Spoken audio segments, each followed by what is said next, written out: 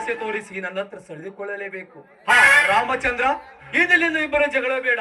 ಆಗೊಂತ ಒಂದು ಮಾತು ಕೇಳ್ತೀನಿ, ಒಪ್ಪಿಗೆನಾ? ಅದೇನಂತೂ ಮೊದಲ ಹೇಳು, ನನಗೆ ಸರಿ ಅನಿಸಿದ್ರೆ ಮಾತು ಕೊಡುತ್ತೇನೆ. ನಾನೊಬ್ಬ ಫ್ಯಾಕ್ಟರಿಯ ಒಡೆಯ. ಆಳಿನ ಬಯಲು ಜಾಗದಲ್ಲಿ ನನ್ನ ಸರಾಯಿ ಫ್ಯಾಕ್ಟರಿ ಕಟ್ಟಲು ಅನುಮತಿ ನೀಡಿದರೆ ನಾನು ನಿನ್ನ ಪಾರ್ಟಿ ಅಧ್ಯಕ್ಷನಾಗಿ ಮಾಡುತ್ತೇನೆ.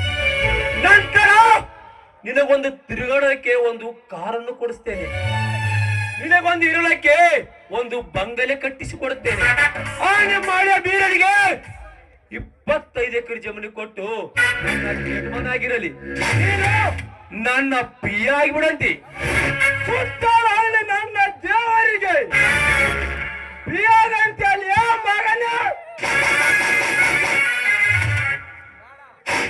ಶಾಂತರಾಗು ಬೀರ, ಒಮ್ಮೆಲೆ ನಾವೇನು ಇವನು ಹಾಳಾಗಲಿಲ್ಲ. ನೋಡಿ ಶ್ರೀಮಂತ, ನಾವಿಬ್ಬರು ಒಪ್ಪಿಕೊಳ್ಳುವುದಾದರೆ ಇದನ್ನು ನಮ್ಮಲ್ಲೇ ಬಗೆಹರಿಸಿಕೊಳ್ಳೋಣ. ಅದೇ ಅಂತ ನೀನ್ ಹೇಳು. ನೋಡಿ ರಾಜವರ್ಮ, ನೀನು ಶುಗರ್ ಫ್ಯಾಕ್ಟರಿ ಒಡೆಯನಾದರೆ ನಾನು ಭೂಮಿ ಉಳುವ ಒಡೆಯ. ನೀನು 10 ಕಾರಿನಲ್ಲಿ ಮೆರಿತಾ ಇದ್ದರೆ ನಾನು 10 ಹೆಚ್ಚಿನ ಬಂಡಿಯಲ್ಲಿ ಮೆರಿತಾ ಇದ್ದೇನೆ. ನೀನು 50 ಇಂಡಸ್ಟ್ರಿಯಲ್ ಮಾಲೀಕನಾದರೆ ನಾನು 100 ಎಕರೆ ಜಮೀನ್ದಾರನಿದ್ದೇನೆ. ನೀನು ಹೂ ಅಂದ್ರೆ ಅದರಲ್ಲಿ ನಿನಗೆ 25 ಎಕರೆ ಜಮೀನು ಕೊಟ್ಟು ನಿನ್ನನ್ನು ಕರ್ನಾಟಕ ರಾಜ್ಯದ ರೈತರ ಅಧ್ಯಕ್ಷನನ್ನಾಗಿ ಮಾಡುತ್ತೇನೆ. ನಿನ್ನ ತಮ್ಮ ನನ್ನ ಮನೆಗೆ ಯಜ್ಞನಾಗುವುದು ಬೇಡ.